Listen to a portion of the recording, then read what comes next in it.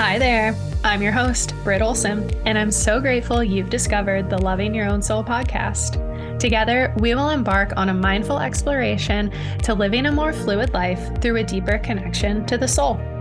My intention is to provide expansion and inspiration so that you can embody the highest expression of your true potential while creating more beauty in the ever-changing world around us. I hope you've arrived here with an open mind and an eager heart to receive all that resonates while leaving behind everything else. If you're feeling ready, let's get into it. All right, so by this episode, you are likely familiar with the fact that I stepped into motherhood in August of 2022 and have been on a roller coaster of a journey ever since. A roller coaster that has been as equally challenging as it has been beautiful and has transformed me in ways I could have never predicted. It's a journey I'm forever in awe of now that I feel myself coming up for air. And if you want to hear more about the different pieces of my experience, definitely head back to a few of the previous episodes for a glimpse into what took place, such as, my intention for present and conscious parenting, taming a dysregulated nervous system, anxiety and intrusive thoughts, various eating or lifestyle habits, of course, some of my postpartum healing journey, within that some mom range, and so forth. A few of the more recent episodes just before this one, they're really good, so definitely head back if you're not familiar with some of the context of this journey. As for me, the journey into motherhood, it's no joke. And if you are listening as a new mama or a well-seasoned mama, please know that no matter what your journey has looked like or where you are today, I stand in solidarity with you. You are a true badass. We all are. Now, the one thing I haven't shared publicly yet that I want to share with you guys here today is the detail as to my very intense sugar cravings that crept up a couple months into my postpartum journey. And when I say sugar cravings, I'm talking about a sweet tooth unlike anything I've ever experienced before. Well, actually, I had never experienced a true sweet tooth up until this point, which sure, I enjoyed sweets every now and again. Sugar is delicious. We all do. Who doesn't love it, right? Especially when, certain sugary foods are literally designed to taste good. We can't not love them. My difference is that I just wasn't innately interested or craved them like some people do. It wasn't something I normally sought out. There were certain times in my life, yes, where I did reach for sugar more frequently as a way to cope with the emotions I was refusing to feel, but those were infrequent choices of mine, not something that felt like an innate physical need, and nor did it become repetitive patterns of habits. Up until my recent postpartum experience, I didn't understand a sweet tooth. And wow, now I have a whole new understanding of the meaning behind a sweet tooth. It's wild and it can truly take control of your life. It's crazy. So when I first felt my sweet tooth developing, honestly, I was pretty excited. I was like, oh, this is what people talk about. And for me, it felt like an invitation to explore and see what came out of it on the other side. So that's exactly what I did. I leaned into my new sweet tooth and I just allowed her to lead the way. And at first, it was really fun. It was really, really fun. As health conscious as I am and as aware of certain ingredients, food chemicals, etc., this was my decision to eat foods I wouldn't normally consume. And like I said, it was fun. At first, it was really fun trying the different seasonal goods from Trader Joe's, stocking our fridge with different ice creams, eating as many Christmas cookies at my in-laws' house as I wanted to. You name it. I gave myself full permission to just dive into this. And also during this time, I think I mentioned this, I was postpartum. So I was also breastfeeding.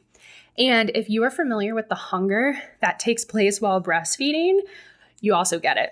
An intense sweet tooth paired with breastfeeding hunger is an unmatched experience. I had no idea that while breastfeeding, I would be triple as hungry as I ever was pregnant. I mean, my hunger levels resembled that of a high school athlete. Like, it was unmatched. And I don't know why there's so much talk about pregnancy cravings and the whole eating for two thing, to be honest, when breastfeeding hunger is way more intense than either of those. Way more intense than anything I experienced while I was pregnant. With my postpartum sweet tooth, I leaned in, knowing that this would not be a forever thing. And I was equally supporting my body as well with adequate nutrients just in parallel to this experience because, again, I study nutrition. I just know too much to not do this from a pretty conscious place. And also knowing, of course, while I'm breastfeeding, my body is taking in my food consumption and turning it into milk for my little one. So had to have some consciousness there. Now, with me saying this, that I was quote unquote conscious with this sweet tooth journey is also not to shame or throw any guilt to anyone out there who is not as well versed in the worlds of nutrition and health and wellness. I'm a certified wellness and health coach, so this is my world that I live in. I love nutrition. I love food. I love talking about food. I love exploring the body as it pertains to our health. And I also love using my own experiences as an experiment to hopefully later help others. And I do want to share that I'm just sharing this piece of my story because I want to normalize having a major sweet tooth for months or even years into postpartum. I know so much about nutrition and the health of the physical body, and even I still got one. So if you thought you were the only crazy one, with this sweet tooth that you just can't quit and you might have turned into possibly this could have become a full-blown sugar addiction, I just want to say that I see you. I see you. I get it. I was there too. And you don't have to hide it or feel shame about it because in fact, this is quite common. But here's the thing that I do feel is important to note. I'm not there anymore. My sweet tooth is gone, and that's because I had to go through the trenches to quit this sugar habit. Where I sit today, I can proudly say that I made it through to the other side, and it is glorious to be back over here now. So that you don't have to go through the trenches yourself, I do hope that you'll stick with me on this conversation, see it through to the end, just so that I can give you some tangible tips so that you can move forward. But if you are feeling super called right now and you want to get moving on your own sweet tooth ASAP before this conversation is even over, you can go ahead and grab my guide to quitting sugar, which is available at thebrittolson.com/sugar. Again, that's the Britt Olson, Olson being spelled OLSON.com/sugar, which of course this is also linked in the show notes. And within that, you'll find my personalized approach to quitting sugar for good.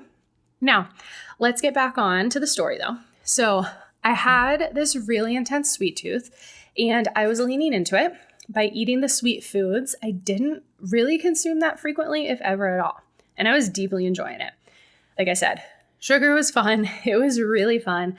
I was having a blast, and eating all this sugar was also a great way for me to, of course, get the dopamine and serotonin boosts during what was probably the most stressful time in my life thus far. And it was fun until it wasn't fun anymore. Until I got to a point where I was no longer enjoying the sugary sweets because I was having them too repetitively. They were no longer new and something that I didn't usually consume. They were quickly becoming a part of my everyday. Their luster was quickly wearing away, and to get that same dopamine hit that I was now also craving, it was requiring more and more amounts of sugar. So I found myself suddenly on this sugar high and low roller coaster, and I didn't know how or when I could get off. It was intense. Sugar, it comes and controls you. So before I get to the next part in this story, there's a thing I learned that is really, really important here. And if you didn't hear me the first time, I really want you to hear me again this time. A postpartum or breastfeeding sweet tooth is actually quite common and normal. Your sweet tooth is common given all the life changes, physical changes, mental and emotional changes, and hormonal changes that your body has gone through and is going through right here, right now. So if you are experiencing this right now, just know that you're not alone, okay? In fact, a sugar craving postpartum is actually the most common craving. And if you are years down the road into your postpartum journey, same thing, please know that there are so many women right there with you. And if you want to say goodbye to the sweet tooth, which probably isn't that fun anymore, just stay with me here because I want you to know I've got you. Now, because I'm making the note that, of course, yes, this may be normal or it may be common, that doesn't mean that this is serving your highest good, which we're going to get to that in a minute. So for now, I just want you to take a deep breath, know you are not alone, and know that, yes, you too can kick the sugar addiction to the curb. Let's talk about this. So a postpartum sweet tooth can pop up for many reasons. Obviously, the first that comes to mind as we're talking about postpartum is a possible hormonal imbalance, which is, of course, attributed to the body's ever-fluctuating hormones and chemicals, whether or not you are breastfeeding or simply recovering from pregnancy and childbirth. Quite normal, and this is the body's natural way of functioning and really just coming back into balance after such an intense 9 or 10 month long experience. There are a flood of hormones and chemicals that surge through a new mother's body, especially as estrogen for those breastfeeding dramatically drops off while prolactin rises, which, if you aren't familiar, prolactin is the lactation chemical that helps you to produce breast milk. So our bodies are simply just reacting to these changes by signaling to our appetites or cravings just as they would during our menstrual cycles. Very similar, just more intense. Now, on top of it, most new moms, or not even new moms, just moms in general, are likely suffering from extreme fatigue and exhaustion. So, I mean, honestly, like from my point of view, when we look at how things were designed, I mean, this is just the one area that it doesn't make sense to me. So a woman's body spends 9 to 10 months creating, growing, and housing a physical human creation, which is the baby. And then the body must go into labor to expel this beautiful creation through the vaginal canal. And if you are like me, this might take you 30 plus hours. I mean, the average time it takes to run a marathon, which is 26 something miles, is roughly about 4 hours. So we're talking a 24-hour or more expenditure of energy for some moms. And then you don't just get to rest and recover after this 10-month-long, 30-hour finish line event. You have a new baby to care for who needs you 24/7 round the clock, can't sleep more than a couple hours without needing to be fed or held. And honestly, I mean, you really may not get a peaceful night's sleep or a day to yourself in months or, years for even some. Like, when you think about it that way, like, I just don't get it. It's like, couldn't we have somehow designed this a little bit better for the mother? Which I don't know how we would, but it's just comical almost. Which, I mean, I guess that's why motherhood is really the ultimate transformation. And of course, as I've learned, I mean, no matter how joyful it is, it's amazing. It's also not for the faint of heart. The rewards certainly surpass anything you can imagine, but it's still really hard.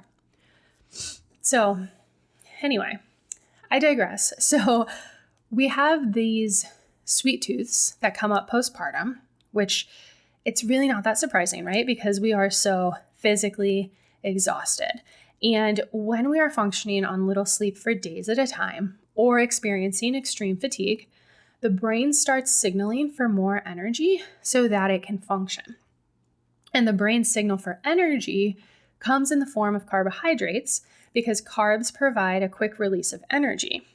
However, because the brain body is in such a rare state, the brain also remembers that sugar, glucose from the broken down carb, is the fastest way to get energy to the brain. And now naturally, when you are tired, you aren't trying to combat or think about what else might aid your mind-body connection, such as the healthy forms of carbohydrates. You go for the easy one, naturally, the sugar, the quick fix. Your brain signals to your body that you need the easy, quick carbohydrate known as sugar as fast as possible. And this is also how we often confuse the need for fruit or hydration as a sugar craving. So this really works the same process as the dehydrated brain, which also signals for energy because, again, the brain needs energy in order to function. And the brain gets energy through breaking down carbohydrates, which come in the form of glucose, which then the brain confuses this need for natural glucose as the need for sugar. Which is why when you get the sugar craving, the best thing you can do is first hydrate with plain water, have some natural whole food fruit, and then just give yourself about 20 minutes to see if this craving goes away. Typically, your craving actually will pass. And for true sustainability, you'd also want to add a healthy fat or protein in combination with your fruit, so that this is then going to aid in combating any future sugar cravings that might come later in the day, being that this is basically going to combat possible future blood sugar spikes. So let's see. And let's talk about another one that might be contributing to your sugar habit as it pertains to new moms. This next one, which kind of goes hand in hand, is stress and depression. Stress and depression can trigger sugar cravings. Stress raises our cortisol levels, which cortisol then increases our cravings for sugar or carbs. Plus, then we have that surge in hormones that we just talked about for birth, followed by the dropout of hormones after birth, which is what leads a lot of moms down a depressive route postpartum. And I mean, it's just so tough because when we're in these states, typically we're going to seek out comfort, of course. So we're going to try to find comfort in different coping mechanisms in our effort to try to aid these feelings of depression or these really stressful situations. Because as moms, we are so responsible for so many things all of the time. I mean, we're often walking around in highly overwhelmed states. We are especially susceptible to seek out those unhealthy coping mechanisms as a way to get by in our current reality. Now, that's not to say we don't also love our current reality. We absolutely do. I mean, if anything, motherhood is all about really just sitting with multiple emotions at once. Like, I know for myself, I've found myself sitting with both high stress and deep gratitude simultaneously, in addition to frustration and bliss paired with gloom and happiness, and even anxiety and a deep state of presence. I mean, it's the truest paradox of emotions. So for those mamas listening right now, I just want to remind you that you are not alone. We are all in this together. I'm with you as you reach for that pint of ice cream at 3 p.m. I'm with you as you try to breathe through your frustration at 2 a.m. I felt your same tension when a nap only lasts 5 minutes. I too have felt so frustrated with my partner in the heat of the moment, pretending like everything was his or her fault. And while we may not be together in physical community these days, we are all energetically together, walking similar paths together as one. We are all in this together. And we're also just so fortunate for these experiences as well. So back to sugar habits, sugar cravings, sugar addiction, all a very real part of being a mom, being a new mom, being a breastfeeding mom. And as moms, we often find ourselves, again, reaching for sugar as a way to get through our days. Whether we are in times of high stress, emotional lows, questioning our reality, you name it, that sugar fix gives that temporary fix to thinking things are going to be okay. In the moment, yes, it's a way to emotionally soothe. However, when done repetitively over time, it can really cause us to mask what's actually being asked to be felt. So this is why I'm so passionate about these sugar habits or sugar addictions. They can control our lives and not serve our highest good. Now, aside from, as we're kind of talking about our mental and emotional health, let's switch back to physical health, because a sugar craving can also be a result of dehydration, as again, it's the brain's way of trying to find energy, which is why choosing hydration, like I just mentioned, through fruit or water and seeing if your craving will pass after 10 or 20 minutes can be a really great tool here. Your sugar craving can also be a sign of a nutrient deficiency. And I mean, this one is almost funny if you think about it, because it's like, well, duh, no wonder a new mom who birthed a human is craving sugar. Your body just birthed a human and a placenta. I mean, so many nutrients were just expelled from the body all at once.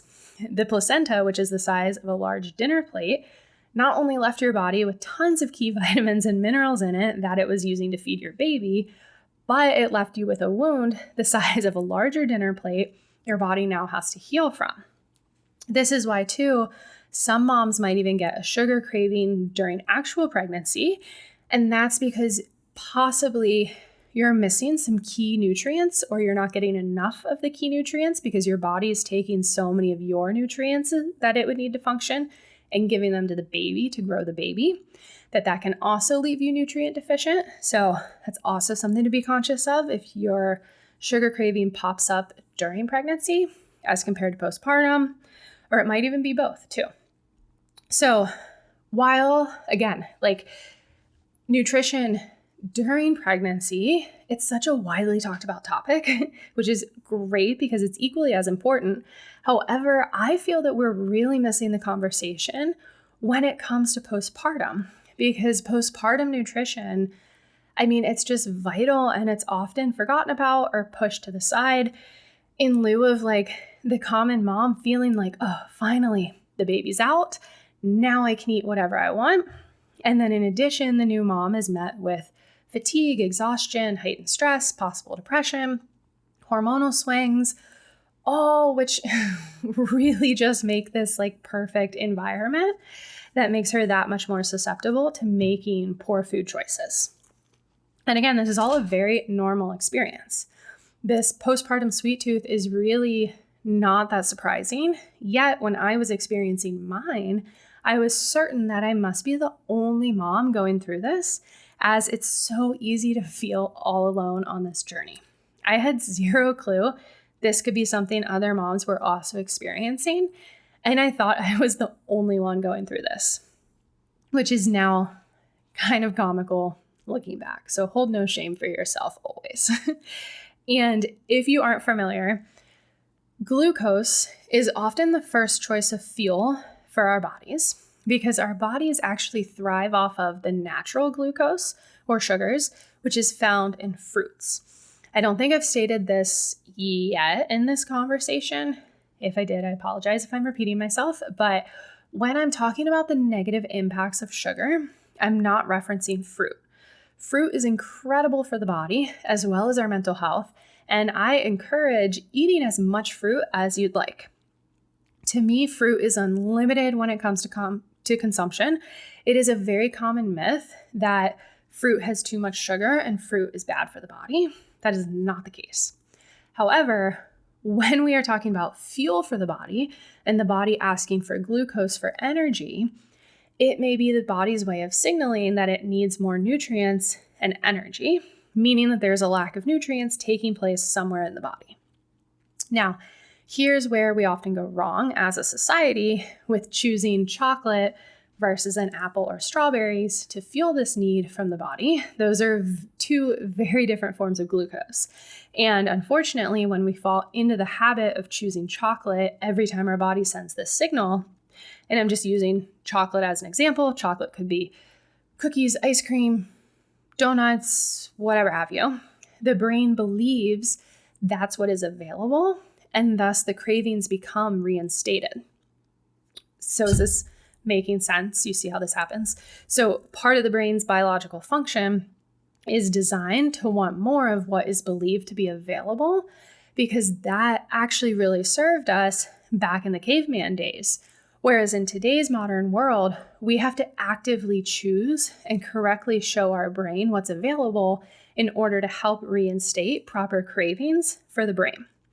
The brain, it's a powerful force if you haven't noticed by now. And I mean, I believe and I've found that the brain can be a great tool when you are intentionally working with it.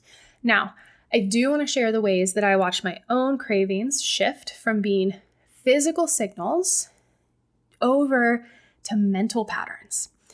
And these mental patterns then had me feeling like I literally had to straitjacket myself to get me out of a grocery store without buying something filled with sugar. I'm sure you can relate. It's a very, very real feeling. But before we get to that, I do just want to make note that as we're kind of talking about nutrition before we leave here, my postpartum nutrition plan was actually pretty on point because I had done my research ahead of time. I was anticipating what my body would need to heal, rejuvenate, and get back to optimal function. I was nourishing my body, following more of an Ayurvedic style of eating, and was really in tune with what foods my body was asking for outside of my sugar cravings, of course. So one might think I was actually meeting all of my nutritional needs. However, what I wasn't doing was taking my normal daily supplements. Now, when we are talking about dealing with nutrient deficiencies, this may not come from food, but it might be coming from a lack of supplementation of additional vitamins or minerals that are really hard to find in most foods nowadays. So for me, again, for some reason, my first few months postpartum, I just chose to pause on my usual supplement regime. I really don't know why. I just did. And now, of course, I did elect to take my placenta capsules, which I feel greatly benefited my experience. And I was still taking a daily probiotic, but that was it. And here's the thing. My sugar cravings, this is kind of interesting. My sugar cravings didn't pop up immediately postpartum. It took until about month 3 for them to start creeping up. And if you've listened to my previous episodes, you're probably putting a timeline together at this point because everything is always interconnected. My mental health struggles also started getting rocky around month 3 as well. And what also happened was I had weaned from my placenta pills about this time, so reabsorbing the balancing nutrients was coming to an end. I stopped my Ayurvedic meal service, and the reality was really starting to sink in that my role as a mom and this baby was part of my existence. It was kind of like that honeymoon phase was wearing off.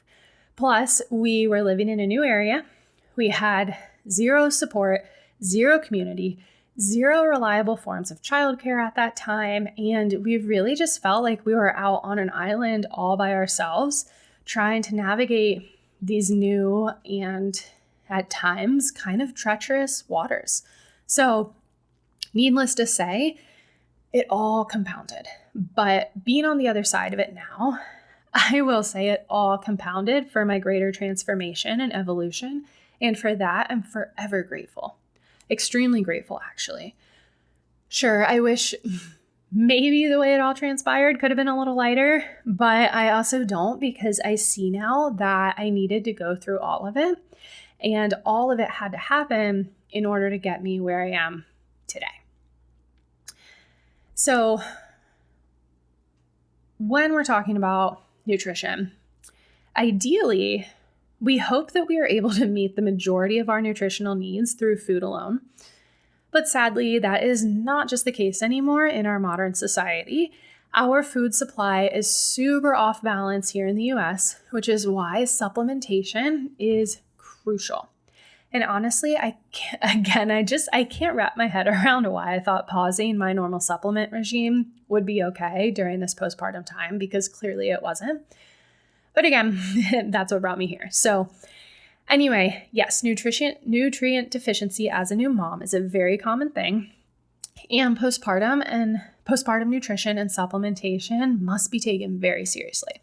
This is not the time to slack off, as all you are doing is cheating yourself, your overall well-being, and honestly, you're kind of cheating your offspring too, because being nutritionally deficient, it doesn't only affect you physically, it takes a toll on you mentally and emotionally as well.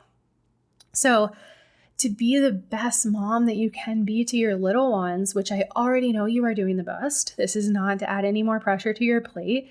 This is simply a suggestion that if you feel deep down that you could be feeling better than you currently do, perhaps just taking a look at your nutrition could be a really great place to start. Now, let's keep going down the timeline. So I'm going to skip ahead a couple months down the road to my postpartum journey. A couple things started happening that were really interesting. I got the intuitive pull to get back on my supplement routine, which we are all bio-individual, so I cannot recommend supplements for you and your specific needs or health goals without any interpersonal connection. But I can tell you that for me, what I needed to do for my health included restarting on a strong daily probiotic, high quality spirulina algae, a multivitamin, vitamin D, vitamin C, B vitamins, glutathione, magnesium, and a couple additional herbs and adaptogens to support my liver, adrenals, and nervous system. And at the same time, because it's all always interconnected, we all also started sleeping more frequently and restfully as baby girl really got adjusted to this big, beautiful world she found herself living in.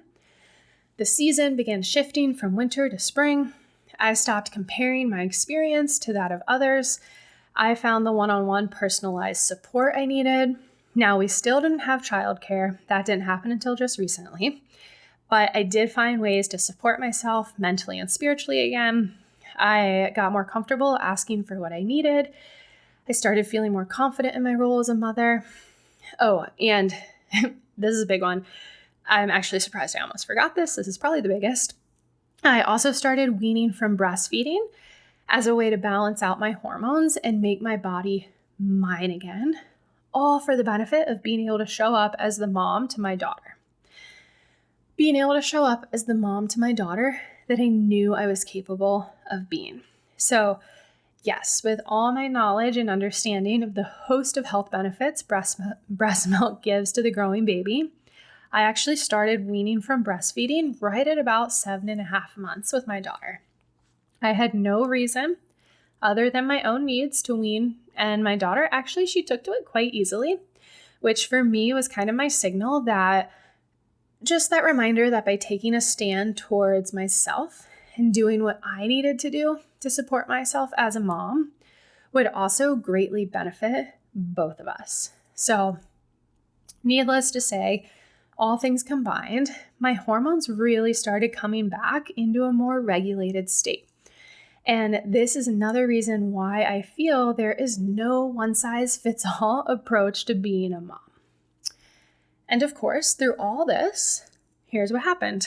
This innate physical pull towards sugar slowly dissipated.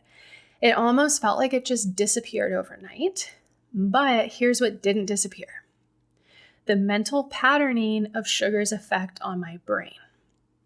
So I had spent the last few months enjoying this newfound sweet tooth, knowing it wouldn't last forever, of course, but I had somehow forgotten, amidst the chaos of motherhood, we'll say, the known fact that sugar is a mood and mind altering drug. I'm going to say that one more time in case you've never heard this before. Sugar is a mood and mind altering drug. Sugar has a similar effect on the brain as does cocaine, causing mood alterations, high highs followed by low lows, and a highly, highly addictive patterning in the brain. This is all found by science and tons of research on sugar. So while I was in tune enough to know that my body was no longer innately throwing those false cravings or signals for sugar, I was now witnessing the way sugar literally had a strong hold on the patterns of my brain. I could go into a grocery store with zero notion of getting anything with sugar in it, and suddenly those memories of my previous sugar purchases would pop up, and next thing I knew, I'd wake up in the aisle of the baked goods or sugary processed foods with my mind trying to tell me how badly I needed these items. I mean, it was wild, unlike anything I've ever experienced before, and I truly felt completely out of control. I knew what to do for myself and my health, yet my brain was making it nearly impossible for me to follow through in supporting my highest good. In these experiences, I truly understood what it's like for an addict to try to move through life in a recovery journey, and just how hard it is for us to move out of those familiar patterns and make different choices in life outside of how we've been conditioned to do so. Because the brain and the brain's wiring to seek familiarity, it is a really powerful force. It is a powerful force that now was in the hands for me of months of sugary habits trying to run the show. So if you know sugar is not serving you, if you know you'd like to eat different and make different food choices, if you are so frustrated as to why you can't give up the sweet addictive substance and the foods that come with it, let me be the one to tell you right now, it is not your fault. It actually probably has nothing to do with you. It's not that you have zero willpower or ability to make healthy choices. The truth is that the previous sugar is running like a high-powered circulatory system throughout your brain. You are actually not the one in control here. The sugar is in control. Now, I share all this, of course, not to scare you or instill any unnecessary overwhelm, fear, or anxiety, but just to simply inform you as to the real life effects that sugar has on the mind, body, and even our spirit. I share all of this just to kind of bring you through my own journey, see where I was, see where I am now, and hopefully be able to then inspire and empower your road ahead. So this next part of my story really goes into how I actually kicked my sugar habit, my sugar cravings, and my possible sugar addiction completely for good. And I did it all while being a new mom, being solely responsible for a baby and navigating life's ups and downs day in and day out. So I have a wonderful partner, of course, who unfortunately during this time period wasn't able to spend a lot of time at home due to a demanding work schedule. So I was also basically parenting alone for many months. And it was really tough and a tough season of life for our whole family. But I was still able to overcome my sugar habit. And I know because I could do it, you can do it too. Now, sometimes, of course, life isn't always going to be easy. It's going to throw us some scary roads we don't know if we will ever get to the other side of. But again, I can just tell you from experience, if you want something bad enough, you will get there. And in order to get there, you have to show up. You have to find consistency. You must stay accountable to yourself and your goals and the routines or rituals that are going to get you to these goals.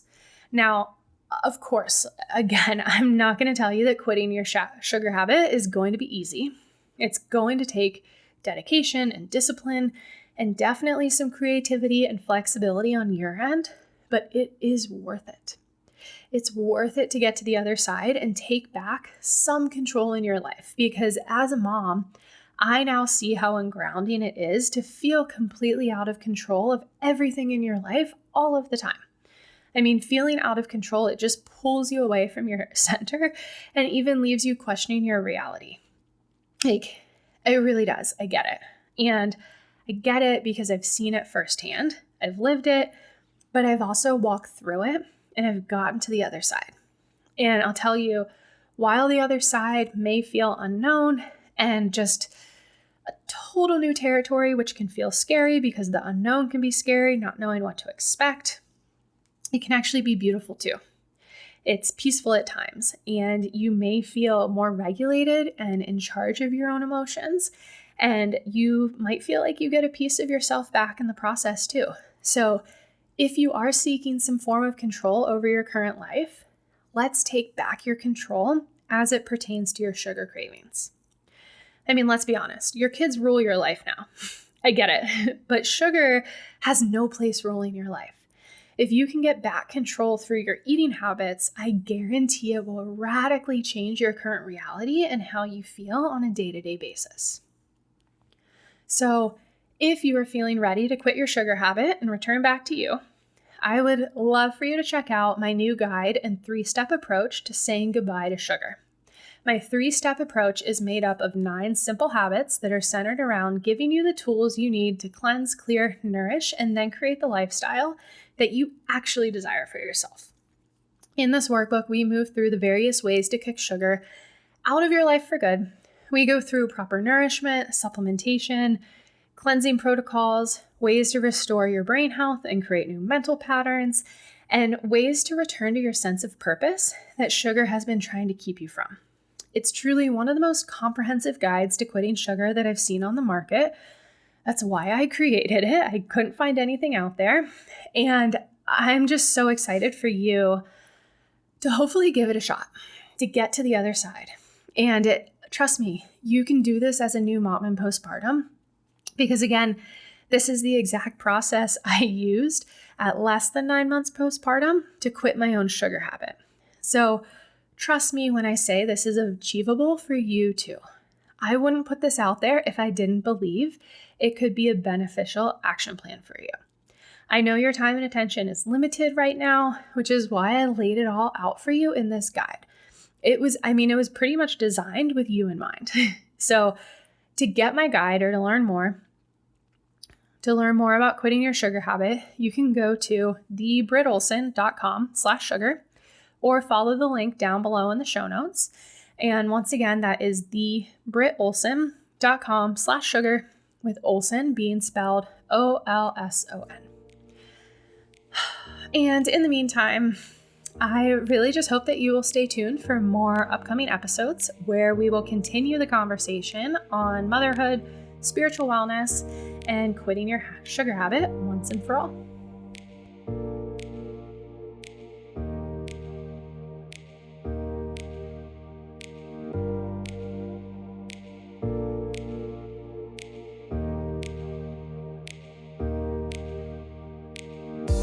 I hope you enjoyed this loving your own soul conversation and are now feeling an internal sense of inspiration and expansion.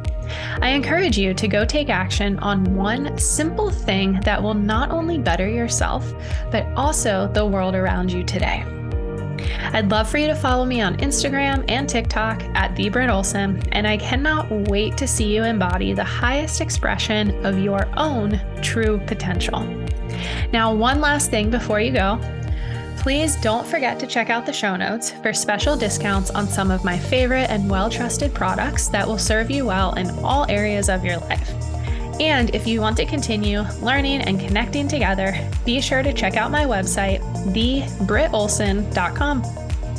Plus, if you feel called, I'd love for you to rate and review the show, whether on Apple Podcasts or by sending me a DM on Instagram to let me know your thoughts. Once again, you can reach me at @Britt_Olson on Instagram, and exchange for your feedback or review, I'd love to send you my free ebook to making simple, modern smoothies that your mind and body will love. Plus, I will also include a special energy healing meditation. All you have to do is simply leave a review on Apple Podcasts or Spotify and screenshot it to send to me, and or directly message me your feedback at Britt Olson on Insta. Thank you again for tuning in. Thank you for you, and I hope you have a beautiful day.